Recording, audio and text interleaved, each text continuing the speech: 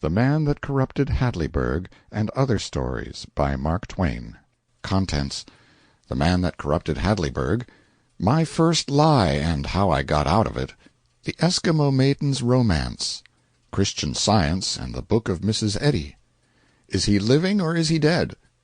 My Debut as a Literary Person, At the Appetite Cure, Concerning the Jews, from the London Times of 1904, About Play Acting, Traveling with a Reformer, Diplomatic Pay and Clothes, Luck, The Captain's Story, Stirring Times in Austria, Meisterschaft, My Boyhood Dreams, To the Above Old People, In Memoriam, Olivia Susan Clemens.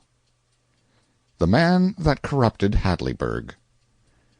It was many years ago. Hadleyburg was the most honest and upright town in all the region round about. It had kept that reputation unsmirched during 3 generations, and was prouder of it than any other of its possessions. It was so proud of it, and so anxious to ensure its perpetuation, that it began to teach the principles of honest dealing to its babies in the cradle, and made the like teachings the staple of their culture thenceforth through all the years devoted to their education. Also, throughout the formative years, temptations were kept out of the way of the young people, so that their honesty could have every chance to harden and solidify, and become a part of their very bone. The neighboring towns were jealous of this honorable supremacy, and affected to sneer at Hadleyburg's pride in it, and call it vanity. But all the same they were obliged to acknowledge that Hadleyburg was in reality an incorruptible town.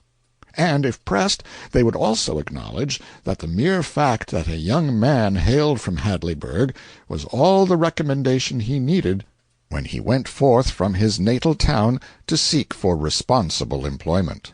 But at last, in the drift of time, Hadleyburg had the ill luck to offend a passing stranger, possibly without knowing it, certainly without caring, for Hadleyburg was sufficient unto itself, and cared not a rap for strangers or their opinions.